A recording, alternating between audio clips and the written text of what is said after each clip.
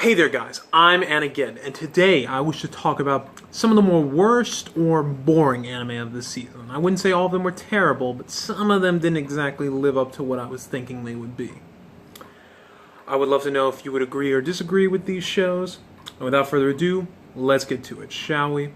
And the first one I wish to talk about, which was one of the more boring picks, is The Laughing Salesman, or Wawaru Salesman as some people call it. I don't know if I got the name right, but that's the Japanese name of it. And pretty much it's about this salesman, Mukuro, who deals in hearts. And he pretty much tries to help people by trying to help find the loneliness in their hearts and tries to teach people lessons. But let's just say he's more of a monkey's paw and tries to teach someone almost the consequences of life. And you know, that you shouldn't be just taking in too much of something, usually. That's usually what the story is. And I have to say this show really didn't have much going on because, like, he is somewhat of a fun character to watch, but, like, really, if you saw this guy from a distance, why would you trust him? It just makes me think these are so unrealistic of a scenario just because, sure, you might have temptations and you just like having anxiety in life and you just want to fucking take his offer. But, I mean, he's a pretty fishy-looking dude. I don't know why you'd be taking his offer. But nevertheless, even when people took his offers and there were consequences, the consequences were never really too, like, drastic, where you were like, oh, fuck. Like, there were a couple, sure, but not too many. Like, usually the consequences were very boring. You were just like, ah, that's the consequence, and it was mostly the same consequence.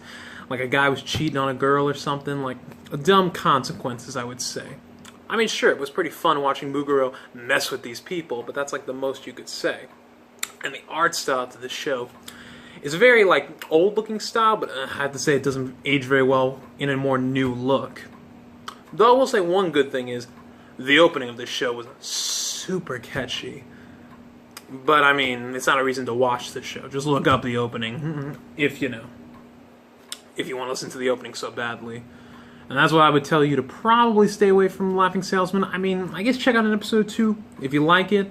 It can be fun. I mean, they have half episodes, so you can always just watch half the episode to see if you like it or not.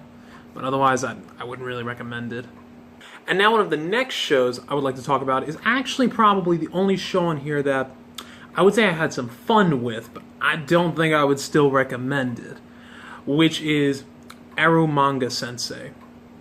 And it's a very interesting show, nevertheless. Pretty much from what I've heard, the original source material was written by the same guy who did Orima, which, from what I've heard, is a bit of a mixed show. I haven't seen it personally myself, and I'll admit I don't have too big of an interest, but I feel like one day I'll look into it just to see what that show was all about. But Eromanga Sensei, let's just say it's a show, let me tell you. Pretty much, it's about this brother. He's a light novel author. Yeah, let me tell you, ain't that a good plot. But pretty much he writes these stories, and he has this artist named Eromanga Sensei who draws him very lewd art. And pretty much I'm going to throw a spoiler warning here to let you know that I'm going to give you a small little spoiler, which is that we then find out later down the line that the sister is Eromanga Sensei drawing these lewd images for his light novels. And pretty much it's a story about him and his sister working on many different things for the light novel industry. But let's just say that's not really what the show's about. Pretty much it's about showing off how sexy the girls are in this show half the time. I mean, it goes to some stupid levels.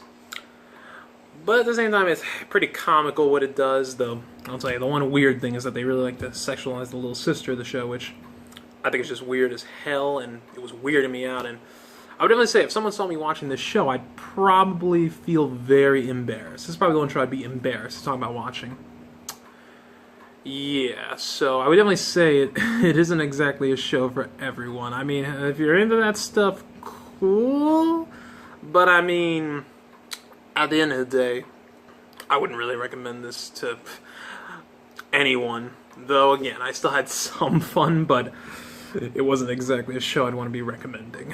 One of the next shows that I would have to say is definitely more on the bad end, for sure, is Clockwork Planet. Pretty much, it's set in a world where Earth is not so much made up of the usual natural materials anymore. It's made up of clockwork or gears. And you know, everything just runs on clockwork. We run on gears and everything just like holds together and can be taken apart just by taking apart the gears and making them fall down. But pretty much our main character in the show is someone who's very into, like, you know, building stuff and being a clockwork guy. And, you know, it's pretty interesting seeing him build stuff. But then eventually, this almost robotic type girl, I mean, I don't know exactly what she was from the show, but she just like falls from the sky. And he pretty much just sees her and he's like, damn. Because, you know, she's like this very sexy looking character. And he realizes, oh, there's something wrong with her. So he manages to luckily fix her gear. And then she starts working. And then he finds out, you know, shit's going on. But all he does is obsess about how sexy she is. And pretty much it's just got like, you know, one of those political plots where it's like, oh, these people want to take apart the country. But, you know, but first I gotta be obsessed with this chick. And pretty much it's just a plot where this main character does not take anything seriously.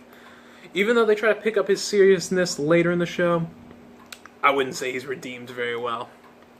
And all the other characters, they're like okay, and they're actually trying to give a shit and trying to figure out the problem, or this political problem in this story.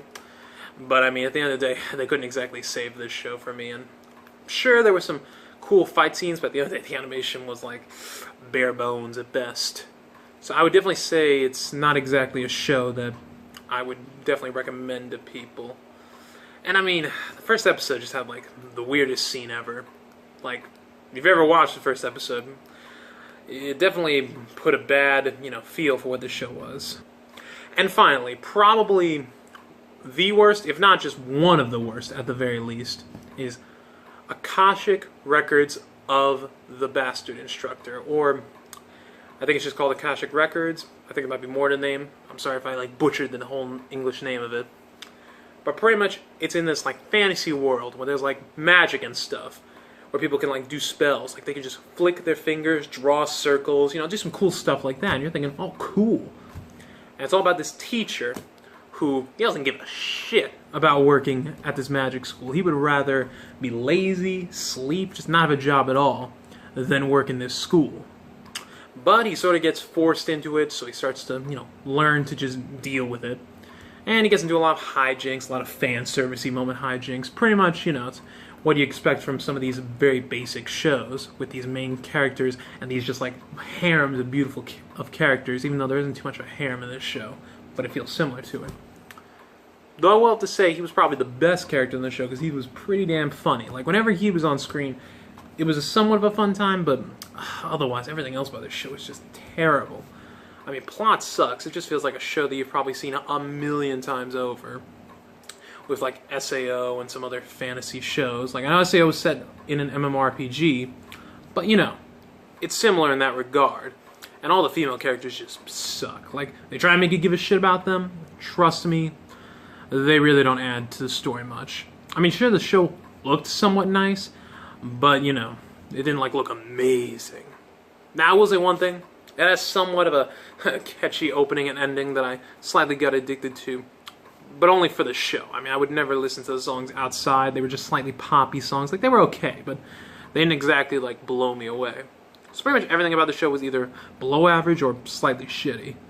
And I would definitely say it's just not a show that's worth anybody's time. Unless you're someone who hasn't watched that much anime, then it could be a pretty fun show. But even then, I would probably say there's other shows that are more worth your time to watch. So I would say avoid it, but if you're new, maybe check it out. And those were my picks of the worst shows from spring 2017. If you haven't seen my best shows list of shows from spring 2017, definitely check out that video. And you know what? Let me know in the comments below if there are any other shows you'd love to hear me talk about, either maybe from the winter season that came before it, or if you just want to hear me talk about shows that I've watched in my time. I'll even put my MAL down below in the description so you can see what shows I've watched to want to know if you want to hear my thoughts on the shows that I've seen in my time. Hope to hear from you guys. Subscribe, like, and hopefully you guys will see another video from me. Bye.